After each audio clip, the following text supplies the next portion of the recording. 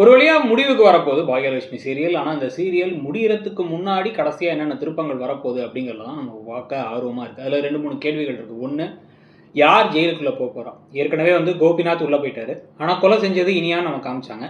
ஆனால் இனியாவும் கொலை செய்யலை, கொலை செஞ்சது சுதாகர் தான் அப்படின்னு இன்றைக்கி ஒரு ட்விஸ்ட்டை கொண்டுட்டாங்க. நேற்று இன்னைக்கெலாம் எபிசோடில்.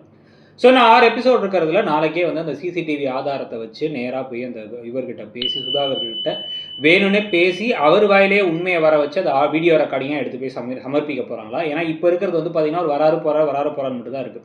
இல்லை இந்த ஆதாரமே போதும் அப்படின்னு கொடுத்து இப்போ கோபியை வெளில கொடுத்துட போகிறாங்க. ஏன்னா ரொம்ப நாள் இல்லை, இழுக்கலாம் முடியாது. இப்போ இவங்களே விரும்பினா கூட என் டேட்டை சொல்லிட்டாங்க, அடுத்த வெள்ளிக்கிழமை அப்படின்னு சொல்லிட்டாங்க. ஸோ அதனால் வெளில கொடுத்துட போகிறாங்களாங்கிறத பார்க்கணும்.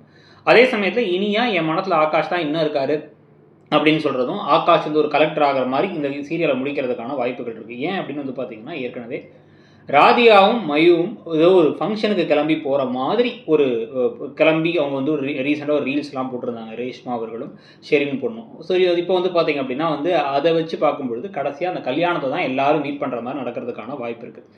அந்த கல்யாணத்துடைய ஃபோட்டோஸுமே இப்போ கொஞ்சம் கொஞ்சமாக அந்த ஷூட்டிங் ஸ்பாட்லேருந்து எடுத்ததா இல்லை ப்ரோமோவில் வரப்போகிற ப்ரோமோலேருந்து வந்ததான்னு தெரியல. ஆனால் அந்த ஃபோட்டோஸ்லாம் வந்தாச்சு. ஸோ இப்போ செல்வியும் பாக்கியாவும் ஆரம்பத்துலேருந்து அவங்களுடைய நட்பு கொஞ்சம் கொஞ்சமாக வளர்ந்து இப்போ கடைசியாக சம்மந்திகள் ஆகிட்டாங்கிறதோட சீரியல் முடிய போகுதுன்னு தோணுது.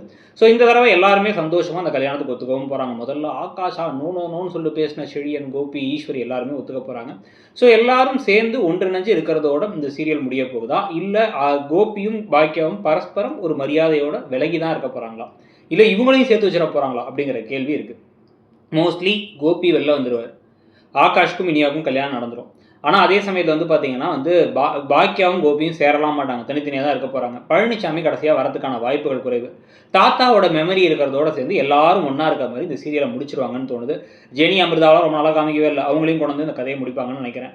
ஸோ மொத்தமாக பாக்யலட்சுமி சீரியல் முடிய போகுது. கிட்டத்தட்ட ஒரு 6 வருஷமாக ஓடி இருக்குது. 6 வருஷமாக ஓடின ஒரு சீரியல் முடிய போகுதுங்கிறத பற்றி உங்களுடைய கருத்து என்ன? நீங்கள் இந்த சீரியல் என்ன விஷயங்கள் ரொம்ப பிடிச்சி பார்த்தீங்க?